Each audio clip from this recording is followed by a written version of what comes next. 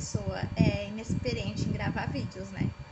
Mas depois de receber tantas mensagens aqui no Instagram e depois eu vou postar no YouTube também, eu vou contar pra vocês como eu consegui o diagnóstico de pancolite ulcerativa, se demorou, se foi pelo SUS, tudo certinho, porque eu sei que tem muita gente que tá passando por isso, que eu passei.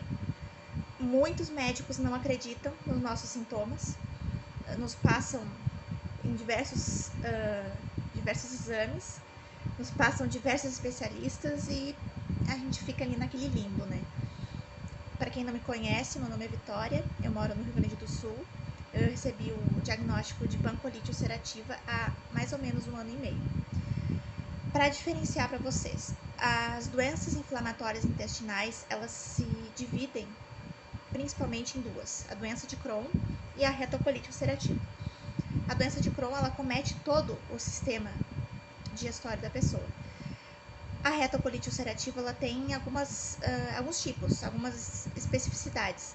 Tem a pancolite ulcerativa, que é a que eu tenho, acomete todo o intestino grosso, o reto, sem exceção. Tem a retite, que é só a parte do reto. Tem outros tipos que agora eu não vou saber citar para vocês, porque eu não sou da área da saúde. Mas o meu tipo, é a pancolite, que é todo o intestino grosso, ele foi diagnosticado na colonoscopia, quando viram que todo o meu cólon já estava afetado pela doença. Bom, depois que eu contei para vocês um pouquinho mais, o diagnóstico ele demorou cerca de 11 anos depois dos primeiros sintomas. Sim, 11 anos. Eu tinha mais ou menos 12 ou 13 anos quando eu comecei a ter os primeiros sintomas. O primeiro sintoma foi diarreia forte, sem ter outros sintomas junto, como aquele incômodo das viroses e das gastroenterites. Eu não tive, eu só tinha diarreia, tinha muita dor na barriga e muco nas fezes. Como tem muitas pessoas que não sabem o que é o muco, ele é uma espécie de um catarro quando a gente está muito gripado, só que ele é a proteção que fica dentro do nosso intestino grosso. Se ele sai quando a gente vai no banheiro, tem alguma coisa errada, tem alguma coisa irritando o colo. E eu tinha isso com muita frequência, então fui aos médicos, alguns diziam que era síndrome do intestino irritável, outros diziam que era vermes, outros diziam que era gastroenterite, que ia passar, que era da menstruação. E nada daquilo condizia, porque eu deixava de comer o glúten, fazia o teste para o glúten, não sou intolerante, não tenho sensibilidade. Fazia o teste para lactose, não sou intolerante, não tenho sensibilidade. E eu tomava as medicações para vermes e tudo mais, mesmo que não aparecesse nada nos exames, nada melhorava. Tinha outros sintomas, como a amenorreia, a minha menstruação atrasava muito quando eu era mais nova, problemas nos olhos, uveíte, problemas de pele, muita coceira na pele, urticária, e a imunidade sempre muito baixa. Mas os médicos não levavam aquilo a sério.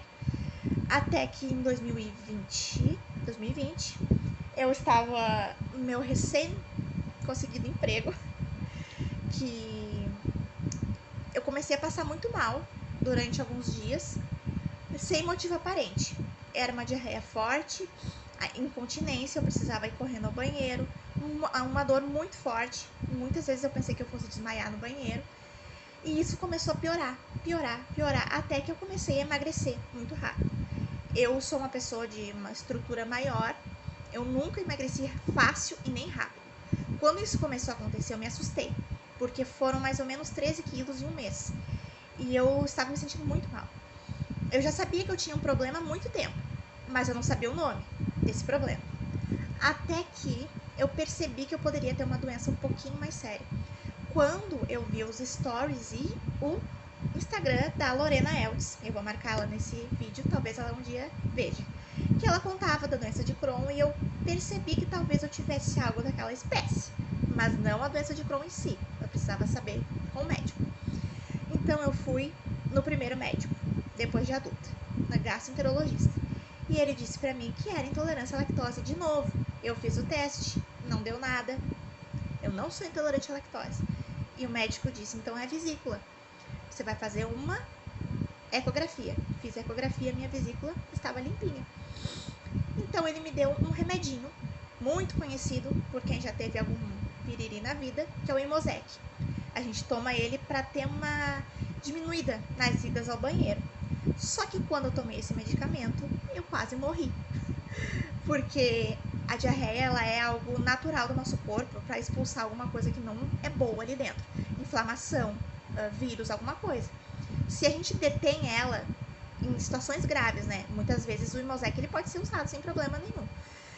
Mas se você usa ela sem saber se pode ou não, alguma coisa pode acontecer. E foi o que aconteceu comigo. Eu fiquei com muita dor abdominal e eu comecei a piorar. E o que foi que aconteceu? Eu fui parar na emergência, tomei soro, tomei tramadol na veia e a médica disse, você tem que procurar um outro gastro para saber o que você tem. Talvez seja síndrome do intestino irritável. Mas eu tinha certeza que não era, porque era forte demais, tinha alguma coisa ali que me dizia que não era. Até que um dia eu marquei uma consulta com uma gastro aqui na minha cidade, quer dizer, na cidade que eu trabalho. Cheguei lá e a consulta foi muito diferente de todas que eu já fiz. Ela me fez perguntas que nenhum médico tinha me feito.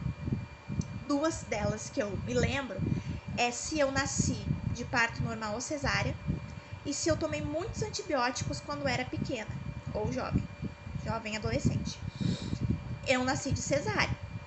Contei pra ela e ela me disse que quando a pessoa nasce de cesárea, de acordo com estudos que ela já leu, a pessoa tem menos contato com os anticorpos da mãe, então talvez esse sistema imunitário fique um pouquinho mais abalado. Isso eu já vi que ela anotou no cantinho. Sobre os antibióticos, sobre os antibióticos, eu falei pra ela que eu usei muito antibiótico quando era criança porque eu tinha uma asma muito forte. Então eu tomava muita amoxicilina, muitos outros, até descobri que eu era alérgica à penicilina, mas tomei muitos antibióticos ao longo da minha infância. E ela também falou que isso destrói a microbiota intestinal. E isso poderia ser um indício de algo que eu teria no intestino. Então ela me passou vários exames de sangue, vários. Exames de sangue, exame de urina, exame de fezes, tudo que vocês podem imaginar. E lá foi a saga, fiz todos eles. Algumas coisas deram muito boas, outras nem tanto. O ferro deu baixíssimo, o que explicava a minha fadiga, o meu cansaço, aquela coisa assim que só queria dormir. Meu ácido fólico também deu baixo, mas teve uma coisa que deu extremamente alterado, que foi o PCR, a proteína C reativa, tão conhecida hoje na época de Covid.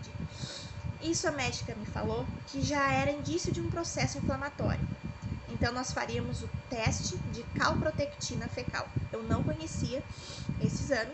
Ele mede a taxa de inflamação nas fezes da pessoa. Deve ter uma explicação melhor que essa, mas isso é o que eu lembro. E eu fiz esse teste.